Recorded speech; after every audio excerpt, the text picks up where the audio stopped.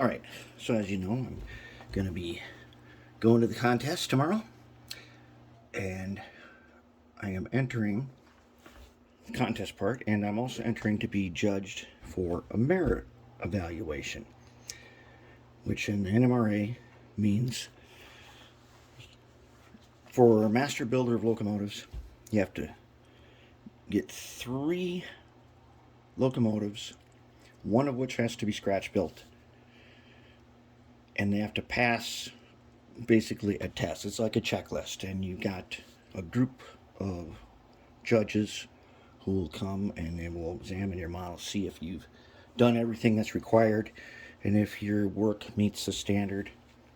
And if you can win those 3 things, 2 locomotives plus 1 scratch built, you can become master builder of locomotives.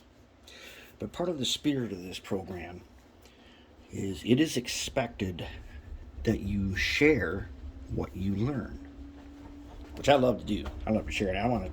Here's Pug, and Pug turned out really super nice, and I want to share something really cool about one of the things I've been saying we're going to do this for a while, but I want to share this one part of it. Okay, now he's got wire handrails. They look pretty decent. These are made out of piano wire, the dreaded music wire, steel wire, the thing that most people avoid if they have to make handrails, because this stuff can be, you can't even see it, it can be very frustrating to work with. 015 is not so bad. You try doing this with 020, it gets significantly harder. Working with this wire can be very frustrating, and stanchions is the most frustrating part if you're going to build your own, or if you got old Athearn Blue Box and they're missing a bunch of stanchions and you think you're going to take this wire and make some new stanchions. That's very tough to do. So I'm going to show you right now. I'm going to make a bunch of stanchions really super fast and really easy. So first I need to cut them to length that I can work with. So I got this here. Now I know that I need stanchions of a certain length, and it just so happens when I measure them out, the raw wire that I'm going to use to make the stanchion from is about that high. Now take this bolt and I'm going to cut them, and we're getting magnetized again, but I'm going to cut them.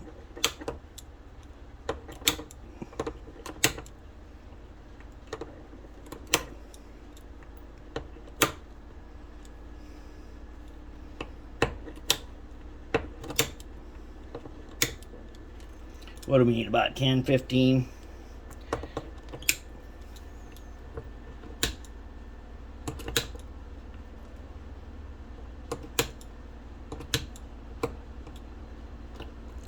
And that should be good enough for demonstration purposes. Okay, right there I just saved a ton of time and trouble by putting them in there, and they didn't fly all over the place. And the other end of my wire also didn't fly all over the place. Now I got this tool that I made. Now I milled a piece of aluminum so that I have exactly, this is the length of my stanchion. I got a piece of carpet tape on here so it's sticky. And what I'm going to do is I'm going to take these guys and I'm going to stick them to this tape.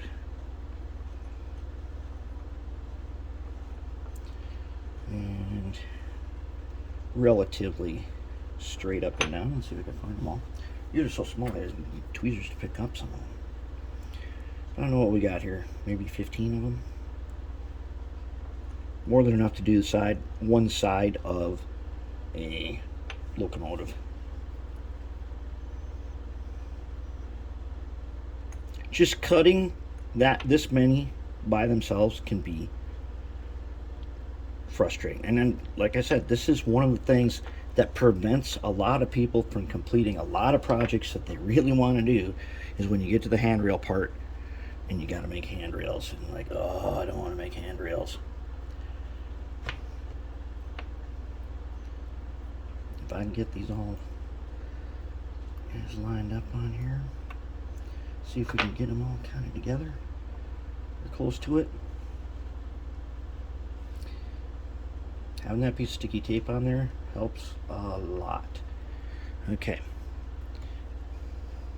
Okay, so I got a bunch of basically very close, and it's a little wasteful, a little over.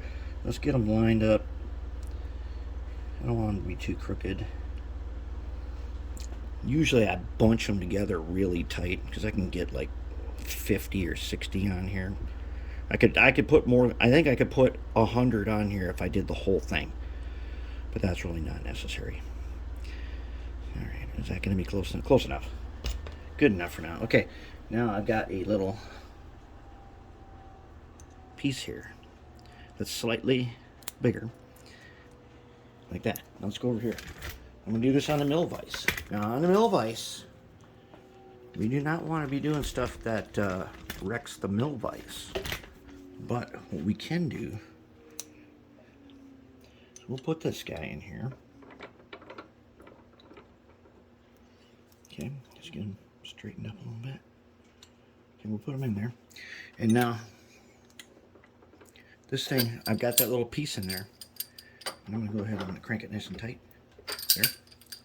Okay, now I'm going to take the little hammer, like this. And as you know, if this wears out, I'll make a new one. You could do this with 3 pieces. A bottom piece that's wide enough for shelf, a piece for the tape, and a piece for pressing. And you could do it in a regular vise. Okay, now I'm going to take this, and I'm just going to start.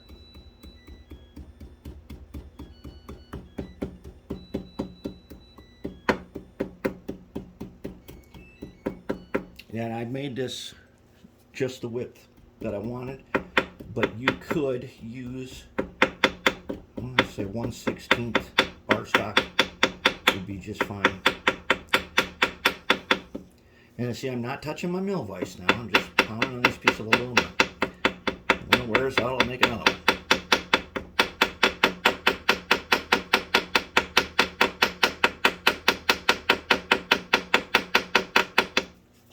That ain't bad. Okay. So this tool I'm showing you, it's going to be part of my contest entry when I show how I built this stuff. Now I made a shelf on the back side here. If this was brass or copper wire, I could take a flush cutter, and I've got this neat little shelf here, and I could come along right up to it and clip it off. Can't do that with steel wire. Why? Because even if you do cut it, it wrecks your tool.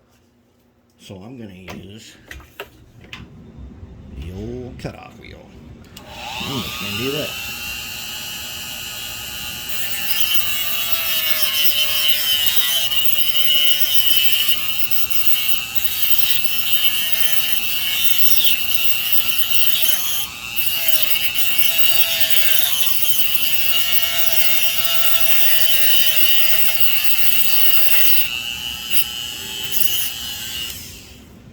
That's it.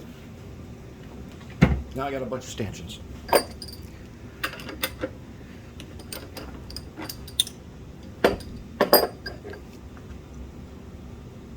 And there they are. Pretty sweet, and they are already sized.